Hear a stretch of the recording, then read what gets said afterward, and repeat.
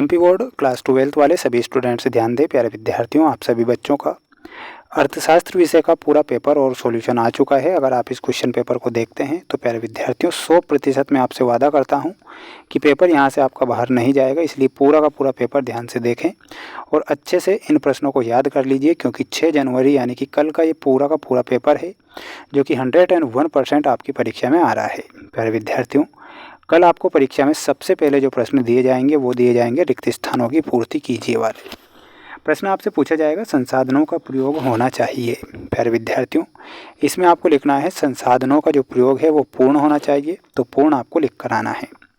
Channel पर नए हैं तो सभी बच्चे चैनल को जरूर सब्सक्राइब करके रखिएगा। वार्षिक परीक्षा में भी आपको मैं प्रश्न बताऊंगा और पिछले वर्ष भी हमने बच्चों को पेपर बताए थे, वही पेपर परीक्षा में आए थे, तो इस वर्ष भी हम पेपर वार्षिक परीक्षा के लिए बता देंगे। आर्थिक विकास से जनता को सुधार में सहायता मिलती है, तो इसमें आपको लिखना है जीवन की गुणवत्ता में सहायता मिलती है। जीवन की गुणवत्ता के सुधार में, जीवन की गुणवत्ता। एक चित्र दो चरों के बीच संबंध दिखाता है, तो इसमें आपको लिखना है एक रेखा चित्र। वर्ग सीमा 10 और 20 का मध्य बिंदु क्या होगा? तो मध्य बिंदु जो होगा और वो हो जाएगा प्यारे विद्यार्थियों व्यक्तिगत इकाइयाँ। ठीक है, इसमें आपको क्या लिखना है? व्यक्तिगत इकाइयाँ। व्यष्टि अर्थशास्त्र इकाइयों का अध्ययन करता है, तो इसमें आपको लिखना है व्यष्टि अर्थशास्त्र जो होता है 15 इकाइयों का अध्ययन करता है, तो 15 आपको ध्यान रखना है।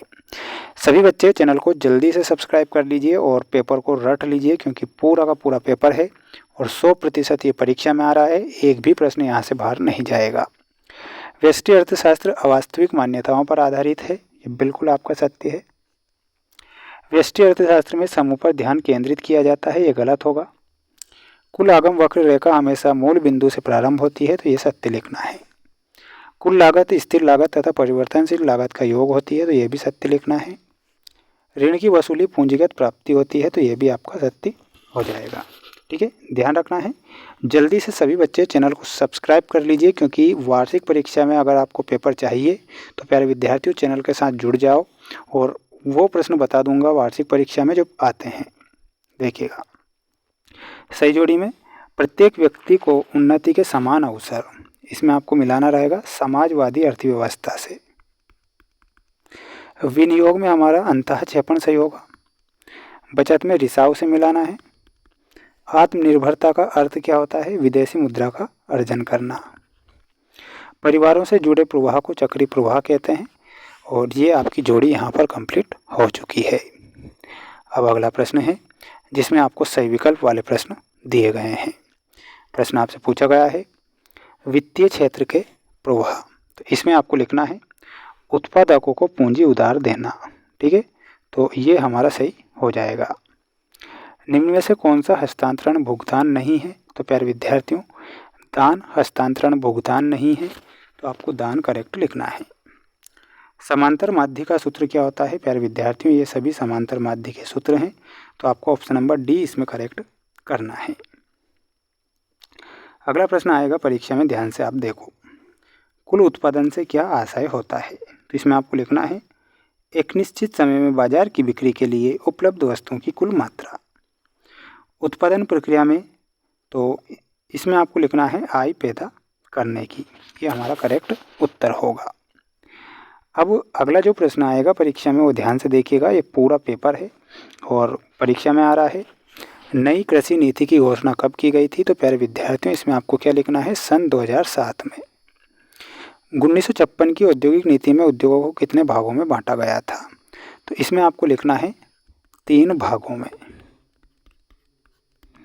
जनसंख्या की रोकथाम का एक कारण आपको लिखना है, तो इसमें आपको कारण बताना है समाज को शिक्षित करना। समाज को शिक्षित करना, शिक्षित करना। HDI का पूरा नाम मानव विकास सूचकांक होता है, तो इसमें आपको लिखना है मानव विकास सूचकांक, ह्यूमन डेवलपमेंट इंडेक्स। आर्थिक समृद्धि का संबंध किन देशों से है? तो इसमें आपको लिखना है विकसित देशों से। विकसित देशों से। ठीक है, ये ध्यान रखना है। सभी प्रश्नों के आंसर आपको हमारे ऐप पर मिलेंगे। ऐप का नाम है मेंस एजुकेशन ऐप, लिंक मैंने डिस्क्रिप्शन में दे रखी है, तो वहाँ पर आपको जाकर पढ़ना है। सारे के सारे आंसर शीट वहाँ पर उपलब्ध हैं।